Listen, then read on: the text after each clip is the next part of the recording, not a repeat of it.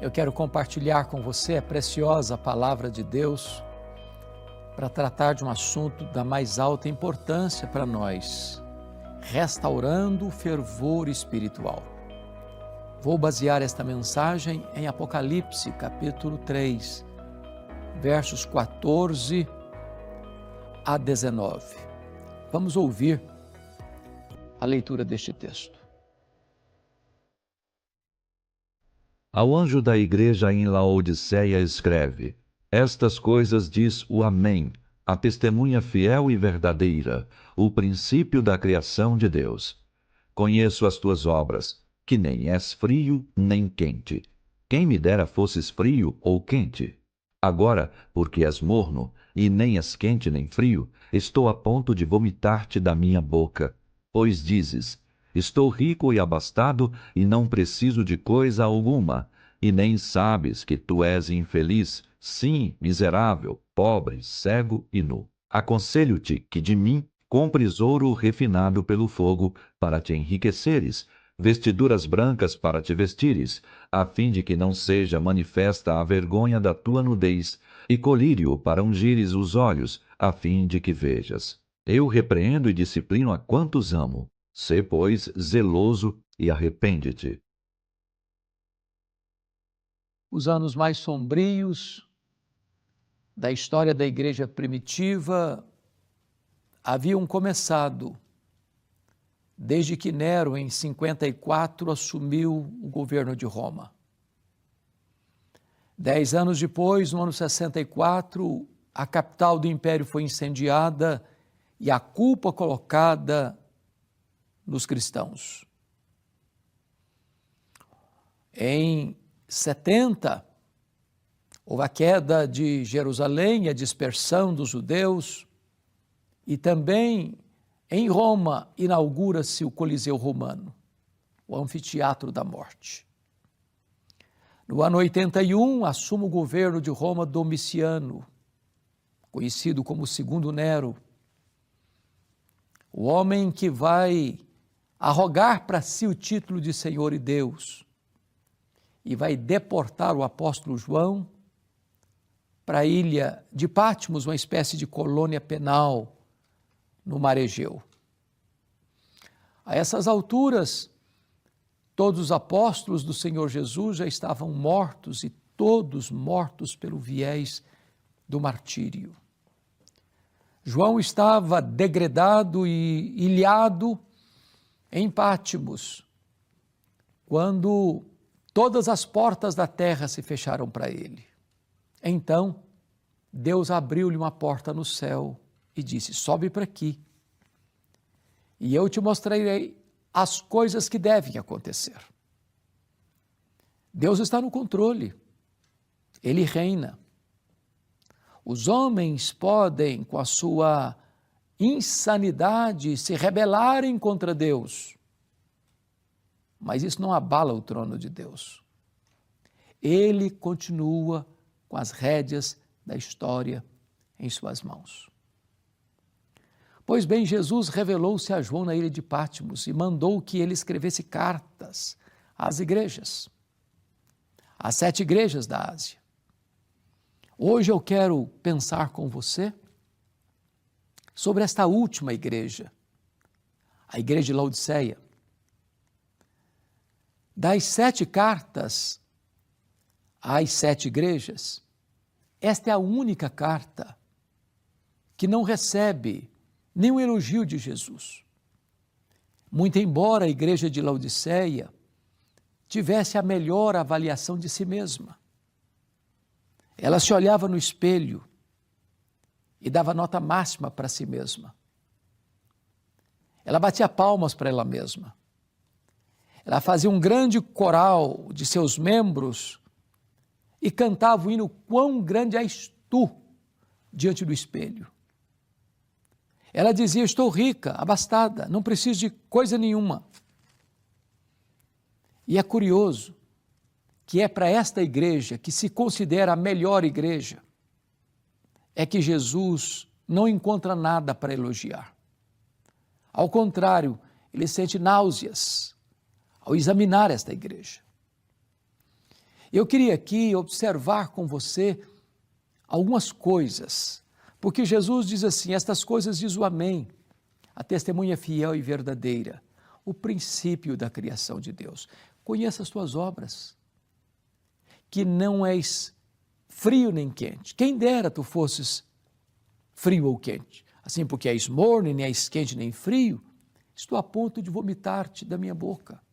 Pois diz, estou rico, abastado, não preciso de coisa nenhuma, e nem sabes que tu és infeliz, sim, miserável, pobre, cego e nu. Aconselho-te que de mim compres ouro refinado pelo fogo, para te enriqueceres, vestiduras brancas para te vestires, a fim de que não seja manifesta a vergonha da tua nudez, e colírio para ungir os teus olhos, a fim de que vejas. Eu repreendo e disciplino. A quantos amo, sê, pois, zeloso e arrepende-te.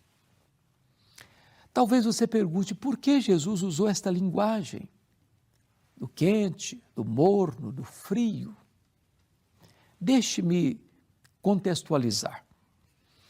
A cidade de Laodiceia ficava numa região metropolitana com mais duas outras cidades. Ficava às margens do rio Lico, que era a região mais próspera da Ásia Menor. Ainda hoje uma próspera região da Turquia asiática. Ali ficava a cidade de Hierápolis, que era mundialmente conhecida pela sua castelo de algodão, uma montanha de rochas calcárias brancas, de onde brotam águas quentes e terapêuticas. Do outro lado do rio ficava Colossos, conhecida pelas suas fontes de águas frias e geladas, também terapêuticas. Mas Laodiceia, a maior cidade e a mais rica cidade, não tinha fontes nem de águas quentes, nem de águas geladas.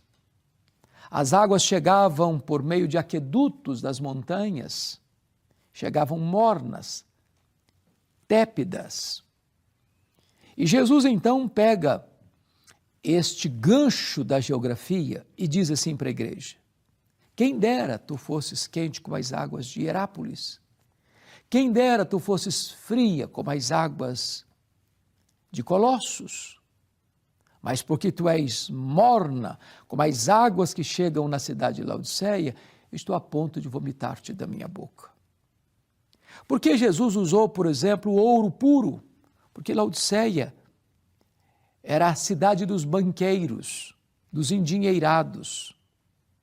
Jesus está dizendo o seguinte: vocês se orgulham da riqueza, do ouro que vocês têm, mas espiritualmente vocês estão pobres. Porque ele fala das roupas brancas para eles vestirem, porque Laodiceia era o maior centro têxtil da Ásia Menor. Jesus está dizendo: vocês se orgulham das suas fábricas de roupas, mas espiritualmente vocês estão nus. Porque ele usa a figura do colírio, porque Laodiceia era o maior centro oftalmológico da Ásia Menor. Jesus está dizendo: vocês se orgulham das suas clínicas de tratamento de olhos, mas espiritualmente vocês estão cegos. Jesus está fazendo um diagnóstico. Mas chama a sua atenção para um fato curioso. Não há para a igreja de Laodiceia nenhuma denúncia de Jesus, de problemas doutrinários, como tinha nas outras igrejas. Não há problemas morais, como tinha nas outras igrejas. Não havia pobreza material, como tinha em algumas outras igrejas. Não havia perseguição, como havia em algumas das outras igrejas. A igreja de Laodiceia era ortodoxa, ética, próspera e vivia em paz. Se você e eu morássemos lá, naquela região, a igreja que nós gostaríamos de frequentar era a igreja de Laodiceia. Aos olhos despercebidos, era a melhor igreja. Aos olhos da própria igreja, ela era a melhor igreja. Mas esta igreja está causando náuseas em Jesus. E o que é que Jesus vê nessa igreja que tanto o aflige? Apenas uma coisa: falta de fervor espiritual. colocar a vida espiritual no piloto automático, num mecanicismo frio, numa rotina árida. Perder o fervor é perder o brilho dos olhos, o coração aquecido. É estar na igreja e trabalhar na igreja e ter uma vida religiosa mecânica, sem volta ao primeiro amor, sem calor espiritual, sem vibração espiritual, sem poder espiritual, sem avivamento. Deus tem me dado o privilégio de percorrer o Brasil e de pregar em mais de 1.500 igrejas das mais diversas denominações evangélicas desta nação. Tenho pregado em igrejas que eu chamo de ultraconservadoras e também em igrejas que eu chamo de ultrapentecostais. Igrejas altamente silenciosas no culto e igrejas altamente barulhentas no culto.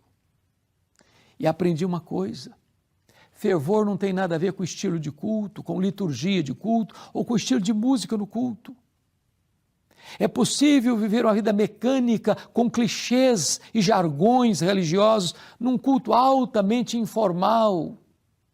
E é possível ter também uma solenidade imensa, mas tudo isso ser mecânico. E Jesus conhece, está dizendo o seguinte: olha, porque és morno, nem és quente nem frio, eu estou a ponto de vomitar-te da minha boca. Jesus Cristo traz a solução para a igreja, quando diz assim: eu aconselho-te que de mim compres ouro refinado, roupas brancas e colírio. Sabe o que Jesus está querendo dizer com isso? A solução para uma igreja que perdeu o fervor não é correr atrás das últimas novidades do mercado da fé. A solução não é entrar pelos corredores escuros do sincretismo religioso.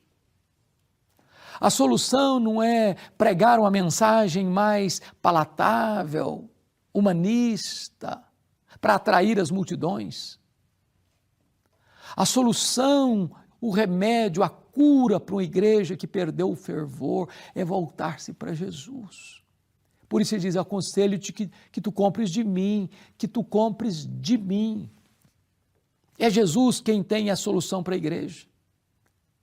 É Ele quem pode restaurar a igreja.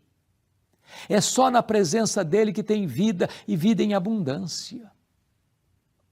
Por isso Jesus tem uma declaração a fazer e tem uma ordem para dar.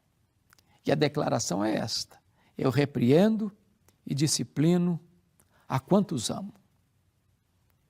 Jesus está pegando pesado com essa igreja, e com você e comigo. E ele está dizendo o seguinte: olha, eu não fui à cruz, morri, ressuscitei, voltei ao céu, derramei o Espírito Santo para produzir um crente apático, morno, sem fervor espiritual. Eu não abro mão da sua vida. Eu não abro mão que você tenha uma vida plena, maiúscula, abundante, a vida plena do Espírito Santo. Então ele tem uma ordem a dar: sê, pois, zeloso e arrepende-te. No versículo 20, Jesus Cristo se apresenta e diz: eis que eu estou à porta e bato. Se alguém ouvir a minha voz e abrir a porta, eu entrarei e cearei com ele e ele comigo. A única maneira do nosso coração voltar a aquecer, voltarmos ao primeiro amor, é nos assentarmos com Jesus, é termos comunhão com Jesus, é termos intimidade com Jesus, é estarmos na presença de Jesus. É quando nós conhecemos a intimidade dele, é que o nosso coração aquece. Como aqueles caminhantes de Emaús, quando os olhos se abrem, o coração aquece. Quando o coração aquece, os pés se apressam. E então os lábios se abrem para dizer que ele ressuscitou e ele é a razão da nossa vida. O que você vai fazer com esta mensagem? Como é que está a sua vida? Como é que está o fogo no altar do seu coração? Talvez a sua vida está coberta de cinzas. Talvez você vive apenas das glórias do passado. Talvez você já chegou num platô espiritual, onde tudo parece mecânico, seco, árido, morno. Botou a vida espiritual no piloto automático. Eu quero encorajar você em nome de Jesus a se voltar para Ele, a pedir que Ele inflame a sua alma, que Ele sopre um alento de vida na sua vida, que Ele remova as cinzas, que Ele acenda as brasas, que Ele traga agora um verdadeiro e genuíno fervor espiritual no seu coração, um verdadeiro avivamento espiritual.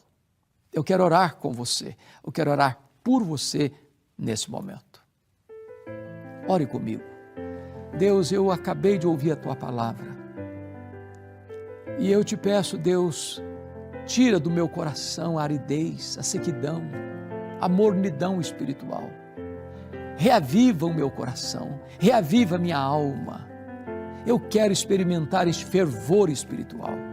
Faça isso, Senhor, por amor do Teu nome, em nome de Jesus. Amém e amém.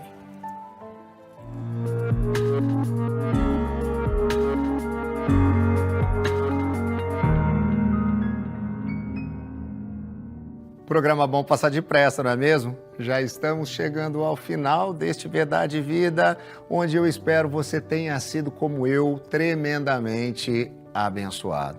Hoje nós conversamos sobre a possibilidade de restaurar em nós o fervor espiritual por meio da ação do Santo Espírito de Deus, por meio do Evangelho revelado.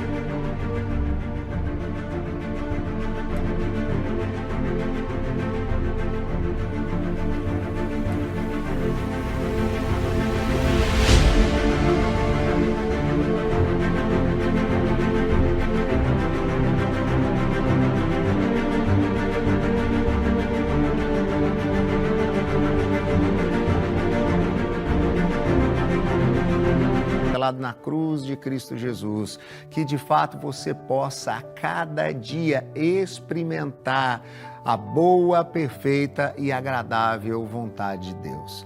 Desafio você também a acompanhar a Igreja Presbiteriana do Brasil no ambiente digital, nos seguindo nas mídias sociais, no perfil @IPBOficial, também visitando o nosso site ipb.org.br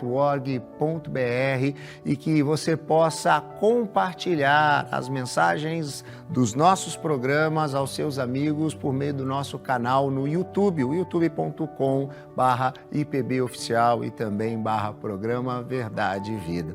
A gente vai ficando por aqui, mas na semana que vem nós estaremos juntos novamente, nesse mesmo canal, nesse mesmo horário.